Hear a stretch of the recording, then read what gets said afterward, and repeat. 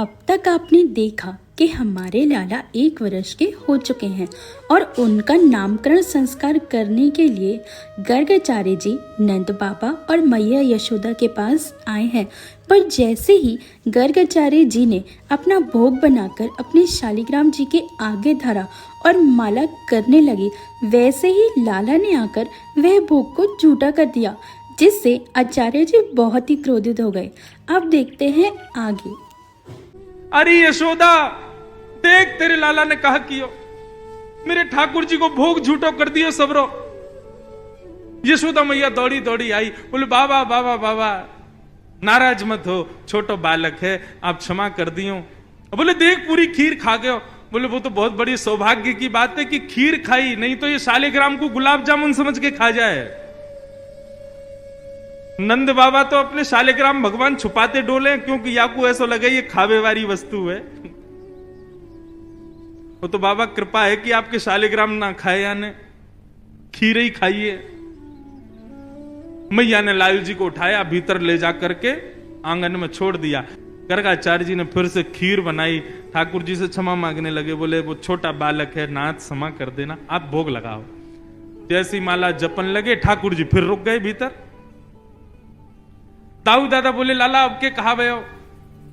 बोले भगत है तो बढ़िया, खीर भी बढ़िया बनावे, लेकिन मैया तो शिकायत कर दे हमारी।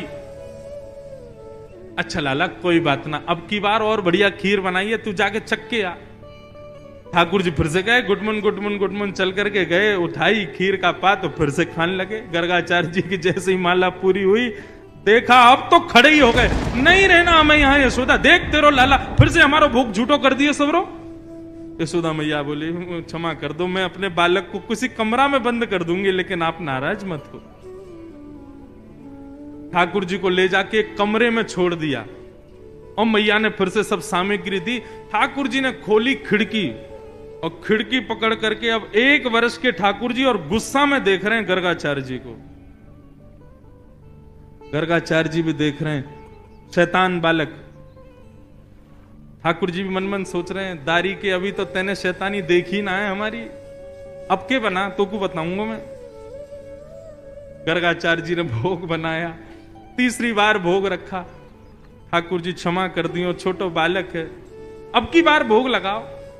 और जैसे ही त्वदीयम वस्तु गोविंद नाम जप करने लगे, ठाकुर जी उतरे और धीरे से खिड़की खोली, दरवाजा खोला, गुटमुन गुटमुन गुटमुन चल करके बाहर आए और उठाया खीर का पात्र।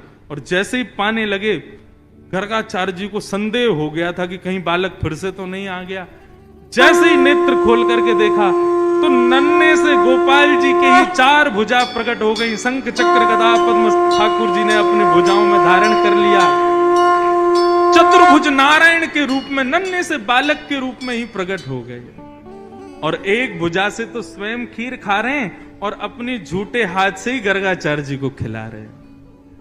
गर्गाचार्य जी नतमस्तक हो गए, बोले नाथ क्षमा करना, मैं आपके रूप को पहचान नहीं पाया। ठाकुर जी बोले हमने ये रूप आपको इसलिए दिखाया है कि कल जब आप हमको हमारा नामकरण करोगे तो हमारे ग्रह नक्षत्र देख करके आपको सब पता चल जाएगा कि मैं कौन हूं। लेकिन ये सच्चाई हमारी मैया को मत बताना कि मैं कौन हूं। आपको छुपाना है कि मैं परमात्मा। मैया अभी मुझसे प्रेम करती है, मुझे दुलार करती है, मुझे बहुत स्नेह देती है। यदि वाकू पतो चल गई कि मैं भगवान हूं तो कहीं मंदिर में दियावेगी मोकू पुजारी जी, या की पूजा करे करो, भगवान है ये, मोकू मंदिर में ना जानो, मैं तो मैया के पास ही रहूंगा।